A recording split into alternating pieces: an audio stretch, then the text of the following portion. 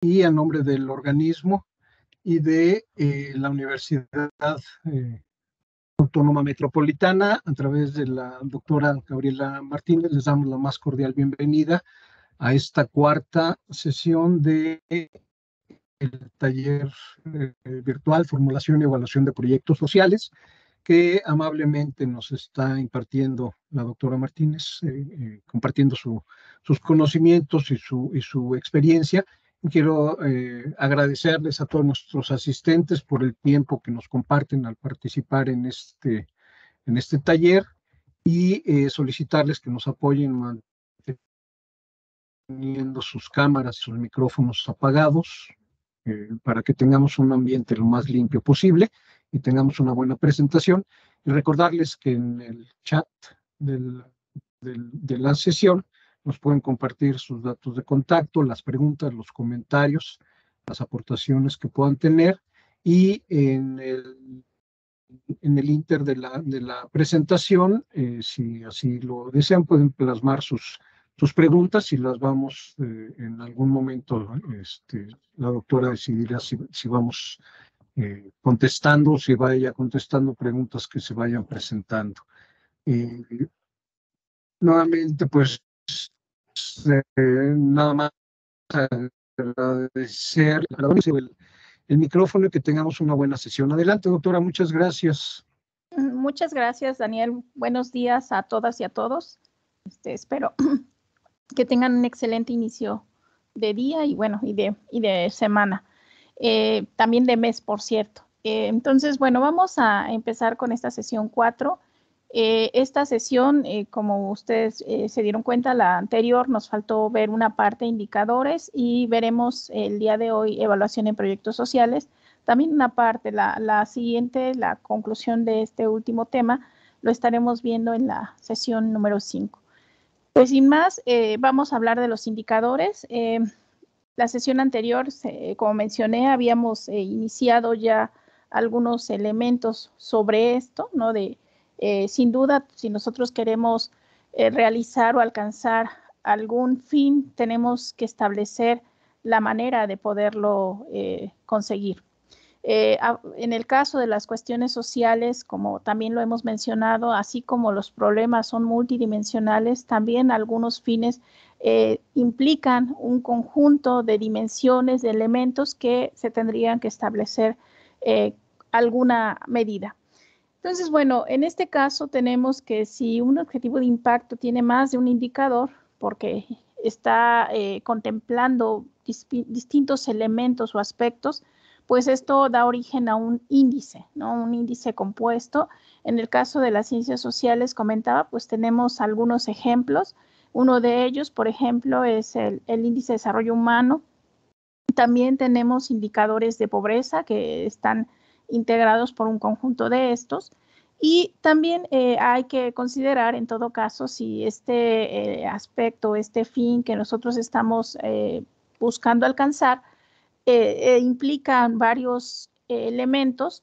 Si es posible hacer ese índice porque se puedan conjuntar, pues bueno, se puede hacer, pero en caso de que no, también se puede considerar a cada dimensión como un mismo fin y de esa manera podemos establecer el indicador para cada una de esas dimensiones sin establecer una conjugación de estos. También hay que establecer que en las ciencias sociales hay algunos aspectos que no se pueden medir como tal en términos, por ejemplo, económicos. Y entonces, en ese sentido, necesitamos establecer alguna forma de acercarnos a medir esas realidades o esos aspectos. En el caso de las ciencias sociales, también se ha apoyado, sin duda, de una de esas ciencias que es la economía, buscar una variable proxy o precio sombra que nos implique o que nos establezca cierta dato, cierta forma de establecer una medida. Dejando muy claro que no es que, por ejemplo, la vida tenga un precio o la extremidad de una persona tenga un precio. Sin embargo, por ejemplo, la Ley Federal del Trabajo establecen accidentes de trabajo que si alguna persona sufre alguna situación en donde pierde alguna extremidad algún trabajador, pues es valorado de cierta manera. Entonces, en ese sentido vamos estableciendo valores que se aproximan a una realidad, pero dejando muy claro que no es que signifique que eso valga esa extremidad, ¿no?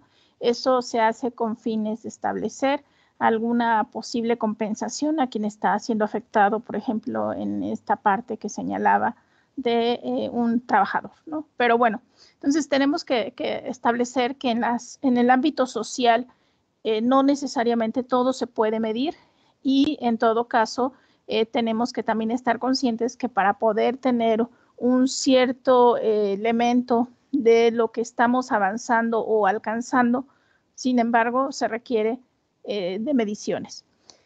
Para seleccionar los indicadores, recordemos en las sesiones previas hablábamos de los objetivos de impacto y también los objetivos de producto, según los diferentes proyectos que nosotros llevemos a cabo.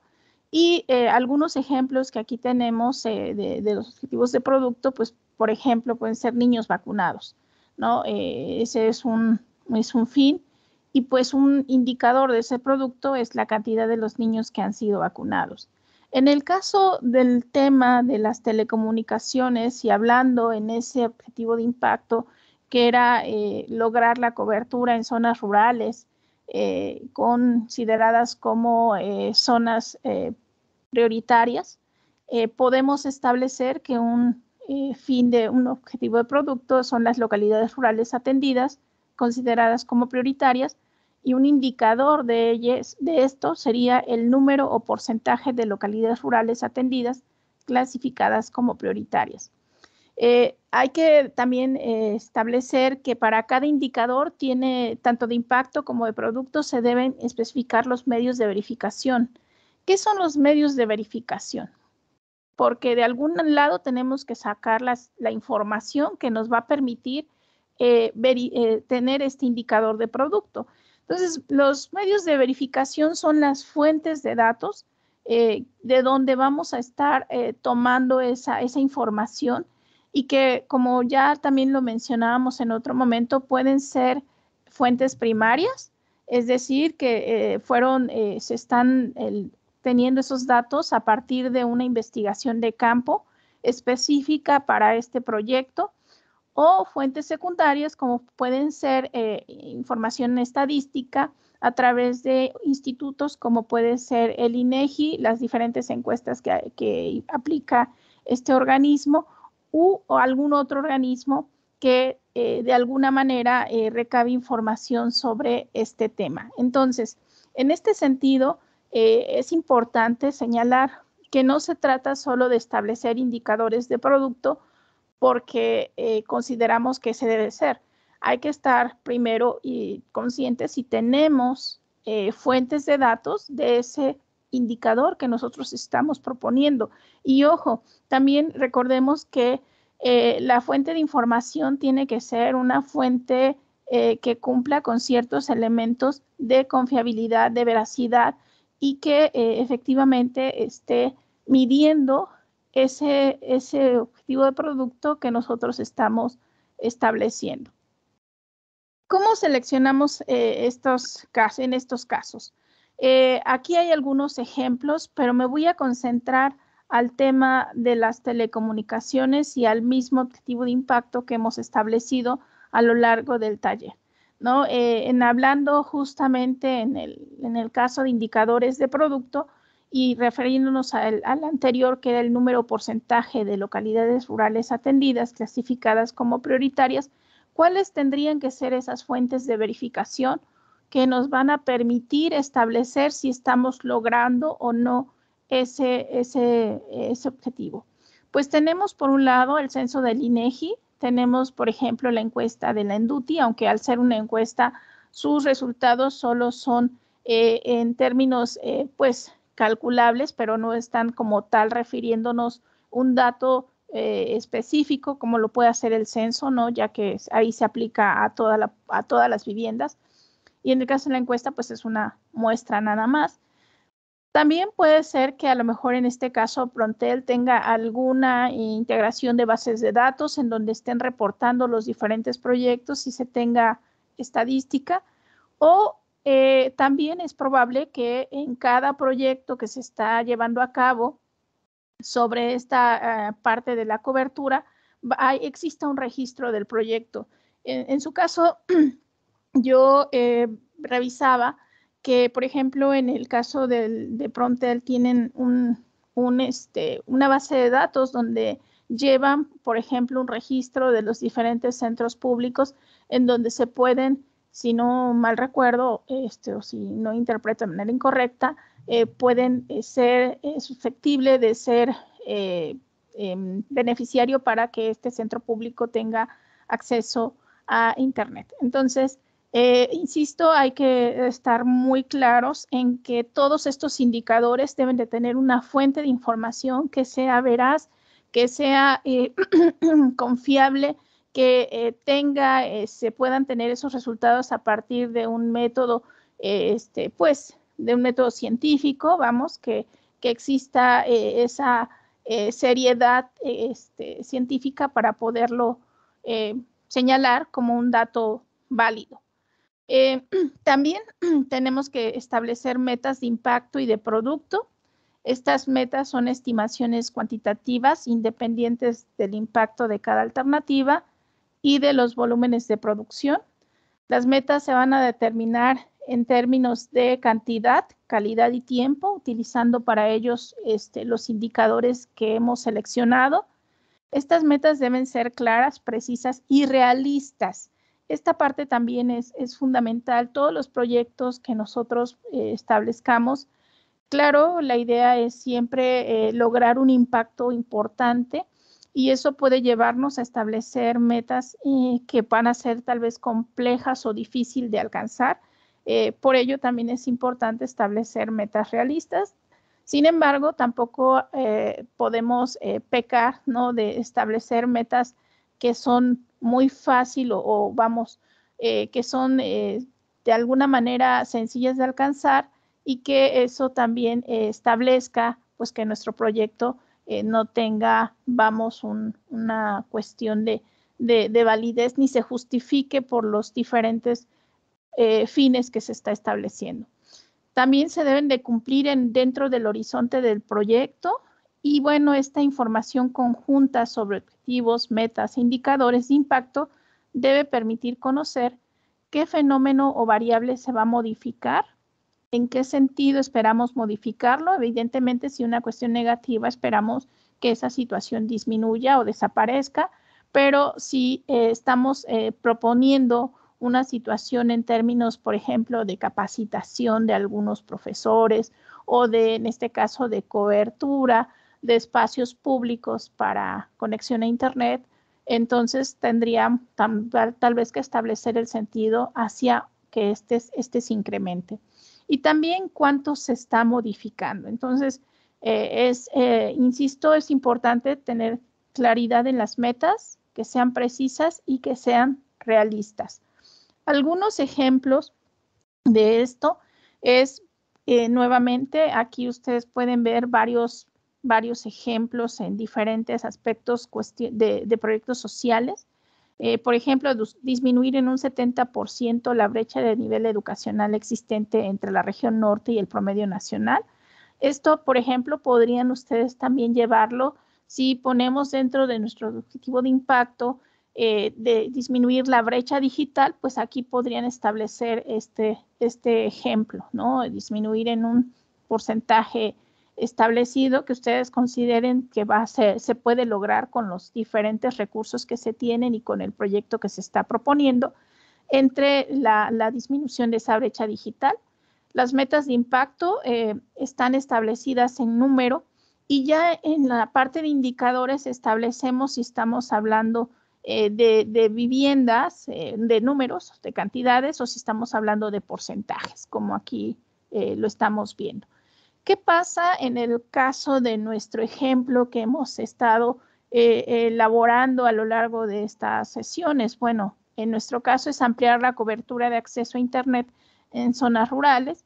Aquí yo les puse metas de impacto. Evidentemente, estas metas, insisto, las tenemos que proponer a partir también de la línea base que nosotros tenemos cuando estamos proponiendo nuestro proyecto. Recordemos que para poder elaborar el proyecto tenemos que tener información del status quo, cómo nos encontramos, y a partir de ahí poder establecer una meta de impacto.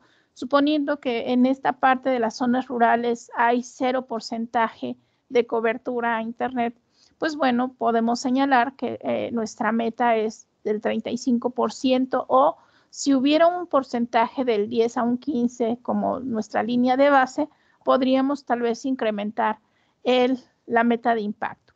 Y bueno, en indicador de impacto podremos establecer el porcentaje de ampliación de cobertura de Internet en zonas rurales, o el porcentaje de variación en cobertura de Internet en zonas rurales, evidentemente con respecto a ¿qué? Con respecto a nuestra línea de base. Entonces, en esta parte también tenemos que señalar que esta información conjunta, como ya lo habíamos señalado, sobre objetivos, metas, indicadores, pues tenemos que especificar qué productos se van a entregar, en qué cantidad y cuál es el plan de producción. Dentro de estos ejemplos, nuevamente tenemos aquí en los objetivos de producto viviendas o habitantes, según sea el caso, el que ustedes consideren más prudente o más factible de medir, con acceso a Internet en zonas rurales. Recordemos que esa es nuestra población objetivo. Y las metas de producto, dependiendo de cuántas viviendas, si es que estamos hablando de viviendas, o si nos estamos refiriendo a habitantes, la cantidad de habitantes. Si no mal recuerdo, dentro de las zonas rurales, zonas de atención prioritaria, en algunos de los proyectos que se plantean en este programa de cobertura universal, señalan aquellas zonas habitadas por 250 viviendas o más, si no mal recuerdo. Entonces, ustedes pueden establecer ahí un poco más del monto de las metas de producto. Pueden ser 500, según también el número de población, ¿no? Si nosotros estamos hablando de que hay 0 viviendas que tienen acceso a Internet, pues me parece que si es para proyecto para un año, podrían ser 50, 80 o más, dependiendo también las economías de escala que se tengan cuando se lleve a cabo este proyecto que nosotros estamos planteando. Y el indicador de producto, pues ya lo habíamos comentado, pueden ser cantidad de viviendas o cantidad de habitantes con acceso a Internet. Al establecer las metas, también hay que explicitar los supuestos que uno asume. En esta parte, primero ya vimos los medios de verificación, ahora tenemos, perdón, que establecer los supuestos bajo los cuales están llevando a cabo el proyecto que nosotros estamos efectuando. Los supuestos son las condiciones externas que van a afectar al proyecto, pero que están fuera de nuestro control. Todo lo que dependa de la gestión del proyecto no es un supuesto, sino una actividad o un requisito a considerar. Cuando el cumplimiento de un supuesto es indispensable para el logro de estos objetivos y al mismo tiempo es improbable que se lleve a cabo, esto pues va a ser letal para el proyecto y en dicho caso pues se debe de cambiar la estrategia, ¿no? Para poder lograr que ese objetivo del proyecto se pueda alcanzar. No es necesario explicitar todos los supuestos asociados a la consecución de las metas, pero sí aquellos que son críticos y probables. Entonces, sin duda, en todo proyecto hay un conjunto de condiciones externas que pueden influirlo, pero hay que establecer cuáles de esos son los más relevantes para poder alcanzar esas metas y cuáles de alguna manera se tienen que efectuar o considerar porque son críticas para el logro de esos objetivos. Un ejemplo de esto es, aquí, insisto, tenemos varios, hablando, por ejemplo, de objetivos del producto de niños vacunados en un proyecto de salud. tenemos que las metas de producto son 2.500 niños. Los supuestos válidos es que el presupuesto general del Ministerio de Salud se mantiene estable. Esto es, pues bueno, se va a poder vacunar a estos niños siempre y cuando el presupuesto esté estable, no exista ninguna variación o una disminución. Sin embargo, ustedes pueden ver que en la siguiente columna tenemos supuestos no válidos. Esto recordemos lo que señalábamos aquí en esta diapositiva, en donde indicábamos que todo lo que depende de la gestión del proyecto no es un supuesto, sino una actividad o requisito a considerar. Entonces, por ejemplo, los supuestos no válidos son que las madres participan, en el caso de uno de los objetivos de producto que está en la parte de arriba, pero hablando de los niños vacunados, hay otro supuesto que puede no ser necesariamente ser válido. Existe apoyo de parte de los facultativos de salud. Pues esta no es un supuesto válido, puesto que es una actividad. O sea, quienes están laborando en el sector salud tendrían obligadamente que estar apoyando al presupuesto, bueno, perdón, a la actividad que se está proponiendo de la vacunación, ¿no?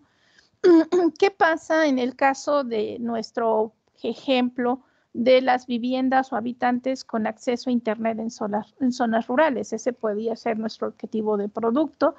Como ya habíamos mencionado, las metas es la cantidad que nosotros estamos señalando, 50, 80 o 1,000. Y los supuestos válidos son que las condiciones de infraestructura se amplían y el presupuesto para ampliar la infraestructura se mantiene estable.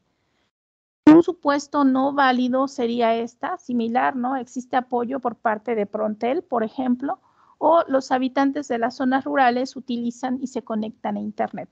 Esto tendría, esta segunda supuesto no válido, esperaríamos sin duda que los habitantes lo estén utilizando. Por algo también se está llevando que se está generando la infraestructura para que estas personas o estas viviendas tengan conexión a Internet.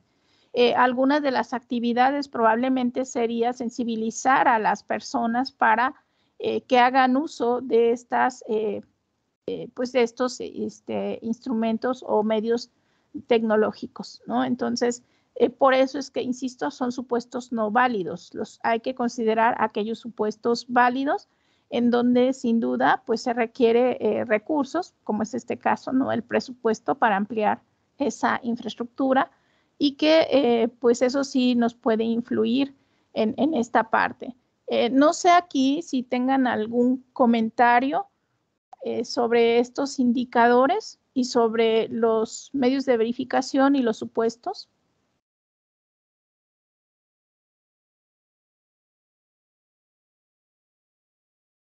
Bueno, si no hubiera comentarios, voy a continuar con el siguiente tema, que es la evaluación. Y bueno, la evaluación, pues mencionaba, es fundamental para poder tomar una decisión. La evaluación es un elemento que nos permite, aparte de tomar una decisión, nos permite establecer los alcances que nosotros estamos estableciendo como fines y metas. Y también es relevante que en esta parte de la evaluación es por sí sola un tema que puede requerir varias sesiones, puesto que hay diferentes metodologías. La evaluación se puede llevar antes del proyecto, justo para tomar las alternativas más adecuadas, durante el proyecto, que es en el proceso de operación o implementación, y también puede haber al concluir el proyecto una evaluación de resultados, pero también puede haber una evaluación de impacto. La diferencia entre estas dos últimas, evaluación de resultados y evaluación de impacto, involucra los elementos que se miden. En el caso de resultados como tal, lo que busca es señalar si los resultados fueron los establecidos en esos proyectos, en esos fines y en esas metas. Y en el caso del impacto, lo que se pretende es establecer, más allá de esos resultados, qué otros beneficios o qué otros efectos pueden ser positivos o negativos tuvo ese proyecto.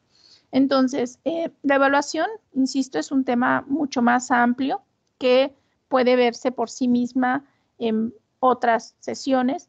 Sin embargo, recordando y ubicándonos dentro de la formulación y evaluación de proyectos sociales, nos vamos a concentrar en este caso, en la primera parte, que es la evaluación previa a tomar una decisión. La evaluación va a comparar información para esa toma de decisiones y pues como tal requiere todo un proceso de investigación, medir y comparar. También en la parte de evaluación, nosotros para poder evaluar, insisto, necesitamos información de cómo estaba antes de llevar a cabo el proyecto o antes de que se lleve a cabo el proyecto y después de que el proyecto ya se llevó a cabo. Entonces, por eso se compara y también las diferencias teórico-metodológicas radican también en los universos de análisis y las variables, indicadores e instrumentos de medición que utilizamos. ¿A qué se refiere esto? Bueno, podemos tener metodologías que son un poco más cuantitativas y más orientadas a una cuestión económica y tenemos metodologías que van orientadas más a una cuestión social y de una vertiente más cualitativa. En este sentido, tenemos estas dos, estas dos vertientes de metodologías, unas que están enfocadas al análisis económico y otras que están enfocadas más a la investigación social. Dentro de estas, y ubicándonos, insisto, sobre todo en la parte de previa a al tomar la decisión de cuáles van a ser esas alternativas que va a atender el proyecto, tenemos la metodología de análisis costo-beneficio, tenemos la metodología de análisis del costo mínimo y tenemos otra metodología que es el análisis de costo-impacto. Veremos que estas tres metodologías además tienen diferentes características.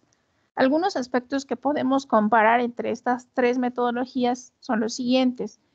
En términos de comparación, tenemos en el caso del análisis costo-beneficio que esta se va a concentrar en costos y beneficios expresados, ojo, en unidades monetarias. Veremos más adelante que justo en esta parte del análisis costo-beneficio, mencionaba yo hace un momento que hablando, por ejemplo, de la vida de una persona o qué valor tiene talar un árbol, por ejemplo, lo tenemos que expresar en unidades monetarias, pero esto sin duda limita valorar lo que la vida de una persona tiene y lo que un árbol representa en términos de un ecosistema, en todo lo que proporciona a un ecosistema, pero también en todo caso, pues al planeta, ¿no? Entonces, este análisis costo-beneficio se expresa principalmente en unidades monetarias. El análisis costo mínimo se centra principalmente en los costos, ¿no? Como aquel proyecto que va a lograr minimizar esos costos. Y el análisis costo-impacto va a considerar tanto los costos de producción como el impacto alcanzado. Y ojo, no necesariamente se centra en cuestiones monetarias. Seguramente ustedes, ahorita que están viendo este cuadro en donde estamos contrastando las diferencias entre uno y otro, podrían pensar, bueno, si estamos hablando de proyectos sociales, muy probablemente nos tendríamos que dirigir principalmente al análisis costo-impacto. Sin embargo, ojo, varios de ustedes están trabajando, son colaboradores del gobierno, pero vienen o están dentro de la estructura de mercado, ¿no? Son organizaciones privadas y pues ustedes sin duda, tanto el análisis costo-beneficio como el análisis del costo mínimo les puede ser útil este tipo de proyectos. Y además, en este caso, el instituto pues tendría sin duda que estar conscientes que dependiendo de dónde estén ubicados, ya sean públicos o privados, pues cada organización va a buscar aquel método que le va a ser útil. Sin embargo, insisto, en este caso, pues tanto tenemos aquellas organizaciones que están más en la cuestión social, pero también tenemos aquellos que sin duda les interesa tener beneficios, ¿no? Beneficios monetarios. En la población que es considerada en el análisis costo-beneficio, pues tenemos a la sociedad en conjunto, sin importar quién va a asumir los costos y quién recibe los beneficios. En el caso también del análisis costo mínimo, la sociedad también es en su conjunto es considerada, pero ojo, en el análisis del costo-impacto tenemos que es la población objetivo fijada según los objetivos del proyecto. Entonces, aquí como sí necesitamos saber el impacto que está logrando ese proyecto en la población específica en la que está recibiendo ese beneficio, pues aquí se delimita la población a la que se va a estudiar o analizar o evaluar. El estado en que se aplica se refiere al momento del proyecto en el que se puede aplicar. El análisis costo-beneficio es exclusivamente utilizada antes del proyecto, lo que se le conoce como evaluación ex ante. En el caso del análisis costo mínimo y el análisis de costo-impacto, tenemos que puede ser tanto antes como posterior al proyecto. Y los criterios de decisión. En el caso del análisis costo-beneficio, mayor valor, se le va a dar un peso al mayor valor en relación entre beneficios y costos monetarios. Es decir, aquel proyecto que nos dé mayores beneficios con respecto a los costos, digamos que el resultado neto sea mayor, en este caso los beneficios, serán entonces aquel proyecto el que se va a elegir. En el análisis costo mínimo, pues se va a elegir aquel que tenga menor costo, y en el análisis del costo-impacto va a haber menor valor en la relación entre los costos y el impacto, ¿no? Aquí lo que se esperaría es que el impacto, sin duda, entre la relación entre los costos y el impacto sea el más pequeño, ¿no? Esto también implicaría, ojo, porque recordemos que dentro de los impactos hay que considerar que hay impactos positivos, pero también impactos negativos. Entonces, es relevante que, pues sin duda, el impacto que logremos sea benéfico y que versus los costos, además, sea, pues obviamente mayor, ¿no? Mayor el impacto que se está teniendo con respecto a esto. La configuración de alternativas. Miren, aquí yo me gustaría escucharlos, ustedes que están trabajando dentro del instituto o que están participando en algunas de estas alternativas. Cuando yo establecía dentro de este proyecto, por así llamarlo, esta cuestión de generar infraestructura pública en telecomunicaciones, recordemos que dentro de mi árbol de problemas teníamos que una causa era la ausencia o la carencia de infraestructura pública en telecomunicaciones en zonas rurales, ¿no?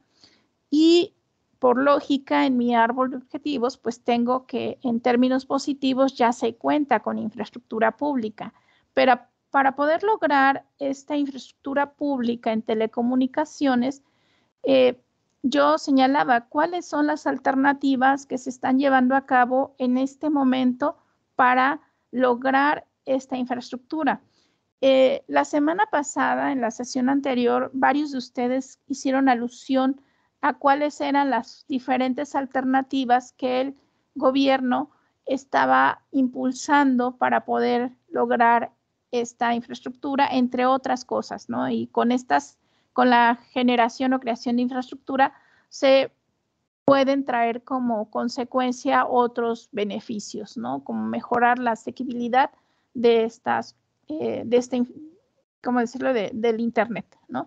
Entonces, yo encontré, y también haciendo alusión a lo que muchos de ustedes mencionaron, pues bueno, tenemos un programa de conectividad en sitios públicos 2020-2023. Cuando yo revisé este documento, trataba de identificar si había alguna acción clara específica sobre esto, y lo que vi, incluso como uno de los objetivos específicos, era integrar la base de datos de sitios públicos prioritarios para conectar dentro de este programa. Eso fue lo único que yo encontré, lo cual, ojo, no significa que no sea mínimo el poder contar con esa base de datos, pues sin duda nos permite tener justo lo que señalaba hace un momento, ¿no? Ya medios de verificación, fuentes de información y, ojo, justo establecer la línea de base de cómo estamos en esta parte de este programa de conectividad. Pero como programa de conectividad, yo pensé que habría otras, un conjunto de acciones más allá de la base de datos. Aquí, bueno, esa es como una pregunta. Yo la dejo en el aire y ahorita, si gustan, podemos dialogar sobre esto. Identifiqué también otra que son aldeas inteligentes. También alguien de ustedes ya lo mencionaba, que aldeas inteligentes que consisten en llevar conectividad satelital gratuita a un total de 75 sitios públicos ubicados en las localidades rurales. Y también vi que hay otra institución que es CFE, Telecomunicaciones e Internet para Todos, que hasta donde entendí también buscan aquí ya en cuestiones de infraestructura como tal, instalar módems en diferentes puntos de atención prioritaria, iluminar, ¿no? Esta cuestión, pues empezar a usar, entiendo yo, hacer uso de determinado número de kilómetros de fibra óptica, y también habilitar esta cuestión de hoteles de Internet para todos, que a no ser que aquí alguien más quiera aclararlo, pero entiendo que son como una especie de lugares o de empresas que se ubican en esos espacios y dan la posibilidad de arrendarles ese servicio a las diferentes personas que así lo requieran, y se ubican, entiendo yo, también en puntos de atención prioritaria. Entonces, bueno, estas alternativas, no sé si es correcto mi apreciación. Me gustaría escucharlos a ustedes y también pensar un poco, ¿no? Aquí queda muy claro en el caso de CFE, Telecomunicaciones e Internet, y también en el caso de, bueno, los tres establecen claridad en términos numéricos, ¿no? En el primero es integrar una base de datos. En el segundo es conectar a 75 sitios públicos. Y en el caso de CFE, Telecomunicaciones e Internet para Todos, establecen de manera puntual los diferentes números o metas que pretenden alcanzar. Me gustaría, insisto, escucharlos. Ahora sí les cedo la voz a quien quiera participar sobre estas alternativas. ¿Qué opinión tienen respecto a esto? No sé, me gustaría escucharlos. Vinculándolo con lo que ahorita acabamos de ver de los indicadores.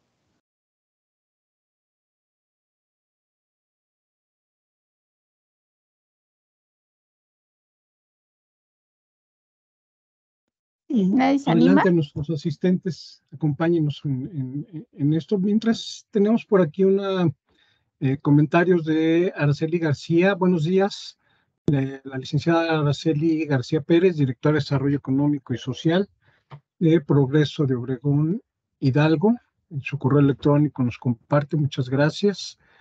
Melesio Miranda, muy buenos días para todos. Sería muy interesante escuchar a algún colega de los centros SICT. Sí, efectivamente, que estamos a la espera de que se animen a compartirnos algún comentario, alguna aportación, sobre todo en esta parte que creo que es en donde se está concentrando la idea del taller, específicamente en las actividades que venimos realizando. Entonces sí sería muy interesante que los diferentes participantes que tenemos de diferentes sectores nos pudieran apoyar con algún comentario, con alguna participación.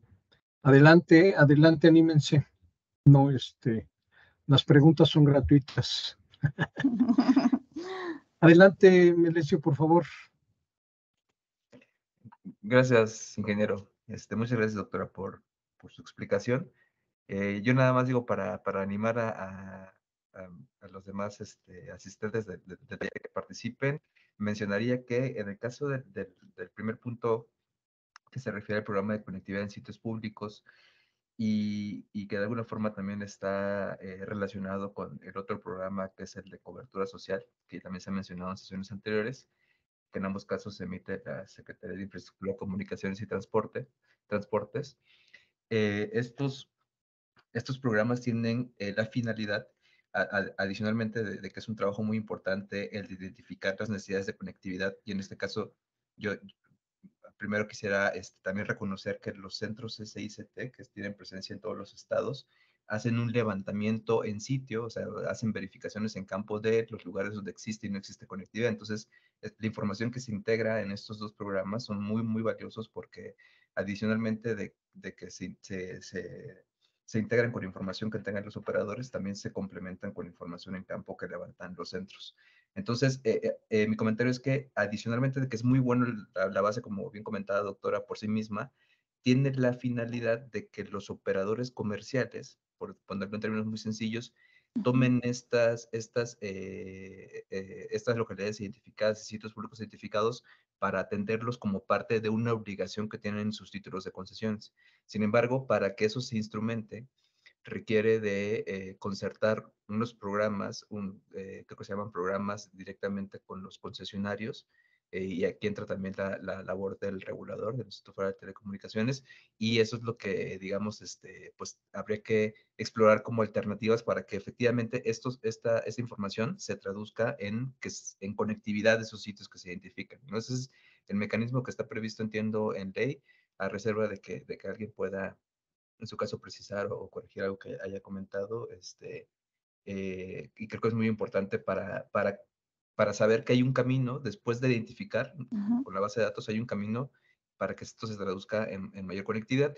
Y en el caso de Promptel, mencionarles o comentarles que los proyectos que se acompañan de despliegue de infraestructura de telecomunicaciones y sobre todo aquellos que reciben algún tipo de financiamiento público, ¿no? Para el despliegue de infraestructura, tienen una componente social que básicamente o en su esencia se cumple en la medida en la que localidades dentro del programa de cobertura social o sitios públicos dentro de este programa de conectividad en sitios públicos son atendidos. Entonces, si el programa de despliegue de estos operadores que son financiados, cuyo despliegue es financiado, considera programas dentro de estos dos instrumentos, localidades dentro de los dos instrumentos, digamos que abona a cumplir con ese énfasis social que se evalúa para el otorgamiento de financiamiento. Digo, no es necesariamente una condición sine qua non para que se otorgue el financiamiento, pero sí es importante. Entonces, ese era mi comentario y ojalá alguien más también tenga oportunidad de participar. Muchas gracias. Sí, muchísimas gracias por tu comentario, porque justo en esta parte, bueno, en lo personal, el análisis, por ejemplo, de costo-beneficio, si bien se centra en términos, tiene que estar expresado en términos monetarios, desde mi punto de vista, hay formas, justo les decía, a partir de precios sombra o de variables proxy, que se pueden traducir el impacto social también en términos económicos. Como tú ahorita bien señalabas, si bien, o sea, lo relevante de esta conformación, por ejemplo, de la base de datos, las implicaciones que trae, no solo en identificar para el gobierno o para el sector público, en dónde tiene que actuar en sus diferentes vertientes, ya sea, como bien lo señalas, en la generación de infraestructura, pero también en dónde se puede promover la participación de operadores privados y en dónde el Estado tiene que establecer una regulación o una revisión o un acompañamiento en estas áreas. Y después todo lo que implica el contar ya con esta infraestructura, independientemente del número de viviendas o habitantes, según lo quieran medir, que van a ser beneficiados. ¿Qué implicaciones trae para ellos el contar ya con este servicio en muchos aspectos, ¿no? Educativos, de salud tal vez, en cuestiones económicas? Todos esos elementos también se pueden traducir en términos monetarios y sin duda ya hablamos del impacto social que está teniendo esa acción. Como bien dices, puede parecer que es solamente una base de datos, pero la calidad de la información que se tiene, como señalas, de que se visita el lugar, se realiza ese levantamiento con mucha información de campo, o sea, no es algo que se está inventando, sino que se está levantando en ese momento esa información que, ojo, sumado a que los censos, por ejemplo, la publicación de los censos, ya la información se publica siempre desfasada.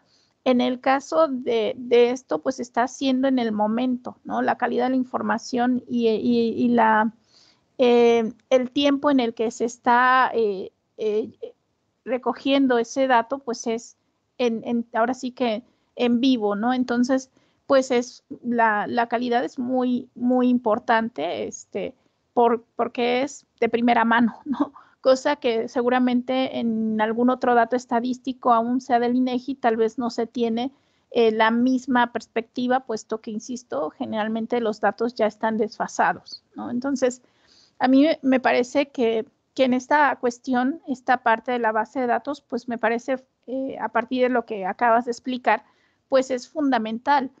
Yo creo que si ustedes en conjunto elaboraran un árbol de problemas en donde tuvieran como el problema central la brecha digital, pues seguramente muchos de estos programas están en la parte de actividades, bueno, de causas, pero a lo mejor algunas son una base para el desarrollo de otras, ¿no? Y ahí podrían establecer tal vez una especie nuevamente de ramificación, ¿no? En donde tendrían que considerar cuál es el elemento base para poder desprenderse los demás aspectos, al menos como ahorita lo explicabas, ¿no? No sé si alguien más quisiera realizar algún comentario sobre este tema.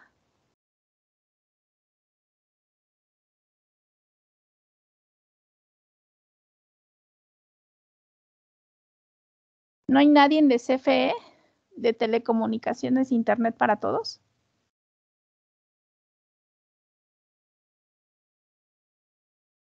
No, me parece que no hay asistentes de la Ok. parte de... Bueno, pues vamos a continuar entonces, si no hubiera más comentarios. Aquí, por ejemplo, también recordemos que dentro de las alternativas yo les había propuesto, por un lado, la infraestructura necesaria para esto, pero también por el otro lado decíamos, bueno, el hecho en mi caso, recuerden que en el árbol de problemas que yo propuse, también señalaba una cuestión de que no había no solo infraestructura por parte del gobierno, sino también en las viviendas no había equipamiento. Entonces, dentro de las otras alternativas referente al equipamiento, que esto sin duda, ojo, tal vez, insisto, no les compete a ustedes, ¿no? Hablando en términos de más de generación de infraestructura en telecomunicaciones. Sin embargo, se tiene que tener presente, ¿no? Que si no hay equipamiento en las viviendas, pues tampoco va a haber uso del Internet, ¿no? O de esta infraestructura que se está generando. Entonces, por un lado, pueden darse becas para adquisición de equipos de cómputo para estudiantes, o por ejemplo, aquí en la universidad, ahora con la pandemia, la universidad otorgó en préstamo a partir como de becas a los estudiantes que cumplían con ciertos requisitos. Evidentemente, uno de los requisitos era que no tuvieran equipamiento. Se les otorgaban préstamos, equipo a los estudiantes para que pudieran tener acceso, y se les daba también una tarjeta de prepago para que pudieran tener conexión a Internet, ¿no? Entonces, pueden darse de esa manera, pero sin duda a través, por ejemplo, justo yo creo que aquí en el equipamiento tecnológico en viviendas, me parece que justo lo que tenemos acá en los hoteles de Internet para todos, me parece, ¿no? Que hasta donde yo entiendo es como estos operadores privados van y ofrecen, ¿no? La renta del servicio, y ahí podrían hacerlo a través tanto de telefonía como de televisión o de computadoras, en donde podrían dar y apoyar en ese equipamiento tecnológico en viviendas, ¿no? me parece que por ahí podríamos tener otra salida justo con esta parte de los 40 hoteles de Internet para todos. No sé si quieran realizar algún comentario sobre esto último que acabo de señalar. ¿No? Bien, continuamos. Perdón, Sí. doctora, en este caso realmente los únicos equipamientos que se manejan son la parte de los módems para el acceso a Internet en el caso de CFE, y en el caso de los operadores particulares, pues ofrecen sus paquetes de servicios que en algunos casos, y depende de la comercialización que ellos hagan, incluyen las terminales, que son los aparatos telefónicos, pero es exclusivamente esa parte. En el caso de adquisición de equipos de cómputo y esto, pues no está contemplado dentro de los proyectos de despliegue de infraestructura. Esto es llevar exclusivamente el servicio para el acceso. Cuando es gratuito el acceso, se entregan los módems, y cuando es servicio a la comunidad, las empresas que comercializan ofrecen los paquetes. Ok, muchas gracias, Daniel, por la precisión, pero justo creo que esta última parte que tú bien clarificas, ¿no? Los operadores privados ofrecen esos servicios, y si bien es cierto, no estamos hablando, digamos, ya de equipamiento, tal vez se podría considerar como una infraestructura básica para equipar a las viviendas, en el sentido de que ya les pueden ofrecer esos servicios, ¿no? A eso voy, ¿no? Digo, ya depende de la vivienda de los ciudadanos, si quieren o no, o pueden también en términos económicos, porque justo, insisto, también a partir de la generación de la infraestructura, lo que buscan es hacer también asequible, ¿no? En términos de precios, a los usuarios, a los ciudadanos de esos lugares. Entonces, si bien es cierto, no, como tal, no les dan equipamiento en cómputo, tal vez ni de televisión, ni de nada de eso, pero al ofrecerles ya ciertos servicios, pues tal vez sea un incentivo para que los ciudadanos, si pueden, contraten ese servicio y por lógica vayan equipando también sus viviendas, ¿no? ¿Cómo decirlo? Sí, una especie como de incentivo, pero yo no lo vería como algo nada más de infraestructura. Yo creo que ya a partir de ahí se va impulsando el equipamiento tecnológico en las viviendas. Ojo, no porque les den ellos los equipos técnicos, los equipos eléctricos, ¿no? O tecnológicos, sino que ellos están ya otorgándole la posibilidad de que puedan tener acceso a ello a partir de la oferta de servicios que estos operadores privados lleven. No sé si en esa parte como que quede clara cuál es mi idea. Sí, correcto. La parte de la infraestructura es sentar las bases para hacer llegar el servicio, para hacer llegar el cierre de la brecha digital, y una vez teniendo el servicio ya es factible que, dependiendo de las necesidades de cada una de las zonas, pues se vayan integrando nuevas oportunidades, y se vayan de alguna manera montando en la infraestructura las aplicaciones que se vayan requiriendo, pero la parte básica es la parte de infraestructura, ¿no? Así es, sí, por supuesto.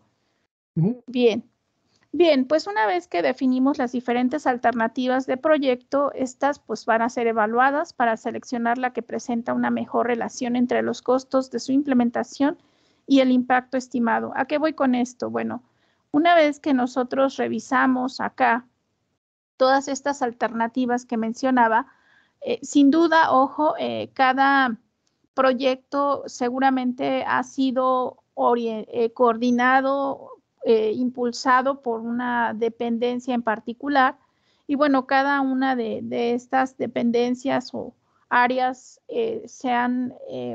han defendido, han impulsado dichos proyectos, ¿no? En este sentido, pues insisto, en la primera parte de integrar la base de datos, pues esa es una de las alternativas que sin duda estableció un elemento fundamental para identificar a partir de dónde vamos a iniciar, ¿no? Y en el caso, por ejemplo, de aldeas inteligentes y bienestar sostenible, aquí, bueno, también, digamos, es otra alternativa que puede ir de la mano con la anterior, que la puede coordinar tal vez la misma dependencia, pero que al final, cada proyecto como tal se estableció como digamos, la mejor alternativa en su momento, ¿no? Y bueno, en el caso de CFE Telecomunicaciones Internet para Todos, pues también cada una de estas actividades por sí sola se consideró en su momento la mejor alternativa. O bien, ojo, si la alternativa Telecomunicaciones Internet para Todos fue considerada como en su conjunto, pues las otras tres son actividades vinculadas con esta alternativa, ¿no? La alternativa, digamos, la que vincula estas tres acciones, tal vez hay más, ojo, yo solamente menciono esas, pero la alternativa Telecomunicaciones e Internet para Todos, esa fue la que, por ejemplo, está impulsando CFE y que en su momento fue la mejor, ¿no? Entonces, para poder decidir que esas alternativas son mejores, tenemos que realizar el análisis costo-beneficio. Y podemos, insisto, utilizar cualquiera de las tres metodologías que mencionaba hace un momento. Hablando del análisis costo-beneficio, pues ya lo señalábamos. Si los beneficios son mayores que los costos, entonces el proyecto se acepta. Si los beneficios son menores que los costos, el proyecto debe ser rechazado. Si bien es cierto, este análisis costo-beneficio se concentra en términos económicos, ya lo mencionaba yo en su momento, está expresado en términos monetarios y parece muy simple la decisión, ¿no? La decisión es mayores beneficios con respecto a los costos, entonces el proyecto va. Sin embargo, sí es importante señalar que los costos mínimos, que se supone son igual a un proyecto eficiente, pues pueden ser no necesariamente eficaces, es decir, que no llegan al grupo o a la población objetivo establecida. El resultado entre insumos y productos no será definido necesariamente por intereses de políticos, economistas o sociólogos. Se requiere que un experto en la materia del proyecto determine su viabilidad técnica, ¿no? Entonces, pareciera que es muy simple el contraste, sin embargo, sí es importante que un experto en la materia pueda tomar esa decisión o al menos interpretar los resultados para que quienes deben de tomar la decisión puedan realizarlo. El análisis costo-beneficio permite determinar si los proyectos son o no rentables comparando los flujos actualizados de beneficios y de costos que derivan de su implementación. Para identificar los costos y beneficios del proyecto son pertinentes para su evaluación, es necesario definir, ya señalábamos nosotros, una situación base o una situación sin el proyecto, es decir, cómo estábamos sin el proyecto y cómo estaríamos en caso de que el proyecto se lleve a cabo. Y a partir de ahí, comparar beneficios y costos con y sin proyecto. Eso es prácticamente lo que tenemos que realizar, pero ojo, no es tan simple. Cuando hablamos de dinero, vamos a ver que el dinero no tiene el mismo valor ahorita que mañana o que dentro de un mes o que dentro de un año. Entonces, en ese sentido, tenemos que hacer uso de matemáticas financieras, de utilizar, por ejemplo, lo que es la tasa interna de retorno, lo que es el valor futuro, lo que es el valor presente. Entonces, necesitamos de otras herramientas para poder realizar un análisis de costo-beneficio. No es simplemente los costos y beneficios y ya, sino que para poder comparar, ¿no? Pesos con pesos de ahora, trayéndolo del futuro, pues necesitamos hacer una conversión. Entonces, antes de ver esta parte, que sin duda yo creo que la vamos a tener que realizar la siguiente sesión, que ya es la última, nada más quiero terminar con esta parte, ¿no? La evaluación privada y los fenómenos de mercado. En el caso de la evaluación privada, pues tiene que considerar si va a usar capital propio o si va a requerir para invertir en este proyecto financiamiento a través de un préstamo, lo cual, ojo, eso implicaría pagar intereses y amortizar esos costos financieros. Entonces, ahí, por ejemplo, entrarían las herramientas de lo que es un interés simple o un interés compuesto, si es que nosotros utilizamos como organización o dependencia el préstamo de un banco, ¿no? En la parte de evaluación social hay que considerar precio sombra de eficiencia o de cuenta, los valores de los bienes y servicios, de la diferencia que paga o recibe el inversionista privado, también parte de los costos o beneficios que recaen sobre terceros. Recordemos que toda acción, ya sea pública o privada, puede generar externalidades. ¿Qué son las externalidades? Bueno, las externalidades son aquellos efectos que sin que una empresa o una organización pública lo quiera realizar, pues va a traer efectos negativos.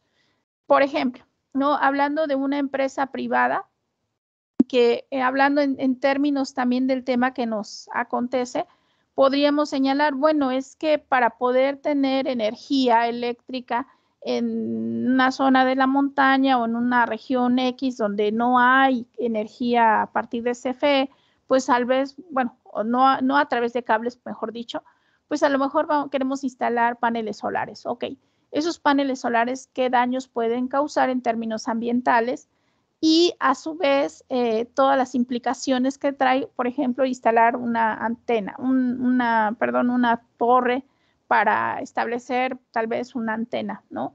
Entonces, esos aspectos que nosotros estamos señalando generan externalidades que pueden dañar el medio ambiente o que pueden dañar a otras personas. Hablando ya, por ejemplo, de una empresa que genera o construye en términos industriales, pues sus desechos pueden irse tal vez a un río y entonces esos daños esos desechos pueden causar daño a quienes viven en las riberas del río. Entonces, las externalidades, como señalaba, pueden ser positivas o pueden ser negativas. Desafortunadamente hay que cuidar que estas no sean negativas porque esos ya son impactos. Sin hacer más polémica, ¿no? Pero, por ejemplo, ahorita los ambientalistas que están criticando o generando el asunto de la construcción del Tren Maya, pues señalan, ¿no? Que hay unas externalidades negativas en esa construcción. Habría que analizar sus argumentos, ¿no? Pero bueno, a lo que yo voy solo como ejemplo es que eso, por ejemplo, ya es hablando en términos de evaluación social, qué beneficios trae y qué costos trae. Entonces, en las externalidades también hay que considerar esto y también, insisto, tendríamos que buscar precios sombra para que esos beneficios, tanto positivos o negativos, estén expresados en términos monetarios y también se puedan cuantificar, ya sea en un lado o en otro. Y también hay beneficios intangibles o secundarios, ¿no? Que no de manera inmediata no se logran visualizar, pero que traen consigo también estos beneficios que pueden ser, insisto, positivos o bien traen costos porque traen algunas cuestiones negativas. Entonces, en esa parte hay que considerar dentro de la evaluación social esta parte de las externalidades y buscar la manera de poderlos atender. ¿Quién afronta los costos? Bueno, decíamos, recuerden también que en la comparación señalábamos que no importaba quién lo asumiera los costos, pero ante esto podemos ver que algunos costos los va a asumir tanto el beneficiario como el gobierno, según si está teniendo alguna fuente de financiamiento, o la sociedad en su conjunto. Podría estar siendo afectado con esas externalidades y tendrá que afrontar esos costos, ¿no? justo hablando, por ejemplo, de la contaminación de un río, pues los que viven en la ribera del río, tal vez varios kilómetros lejos de donde se desechan estos, o donde la fábrica o la industria está desechando estos residuos, pues podrían estar siendo afectados y no es precisamente el beneficiario. Tal vez ellos ni siquiera son beneficiarios, por ejemplo, en empleo, ¿no? Y, sin embargo, pueden estar siendo afectados. Bueno, hasta aquí, si gustan, dejaríamos la presentación. No sé si tengan algún comentario, alguna duda. Muchas gracias, doctora. Muy completa la información que nos ha compartido. Desafortunadamente el tiempo nos juega en contra. El tema da para mucho más, como bien lo comenta, y vamos a cerrar esta sesión y esperamos en la última poder pues también retomar esta parte y concluir con la sesión del próximo miércoles, que es la quinta sesión. Aquí tenemos un comentario de José Humberto Reyes Góngora de SCT. Muchas gracias. Dice, buen día a todos. Excelente taller, José Humberto Reyes. Muchas gracias. Nos comparte su correo. La maestra María del Carmen Angélica Palma nos dice gracias, es un tema que apoya nuestros procesos de trabajo. Muchas gracias Angélica por el comentario. Y bueno, pues vamos a dar por cerrado el tema. Julio César Guevara, muchas gracias, está muy interesante el taller. Vamos a dar por terminada esta sesión. Va a estar abierta la sesión todavía algunos minutos para que nos dejen sus comentarios y nos hagan llegar a través del chat estos comentarios, que se los compartiremos a la doctora Martínez para que tengamos las respuestas. Y pues no me queda más que agradecerles a todos por su asistencia, su participación, y recordarles que la última sesión es el próximo miércoles 5 de abril a las 9 de la mañana, para dar por concluido este interesante taller que nos ha traído mucha información. Muchas gracias, doctora, que tenga excelente día. Muchas gracias a todas y a todos, y muchas gracias, Daniel, y bueno, a las autoridades también de este instituto por la invitación. Para mí pues es un placer, y pues bueno, la última sesión será el próximo miércoles. Espero poder cerrar, ya redondear estos puntos que ahorita hemos estado hablando, al menos desde la sesión anterior. Y pues bueno, muchísimas gracias a todas y a todos, y pues estamos en comunicación con mucho gusto. Cualquier duda y comentario, estoy a sus órdenes, y las presentaciones Daniel las tiene y sin problema las puede compartir.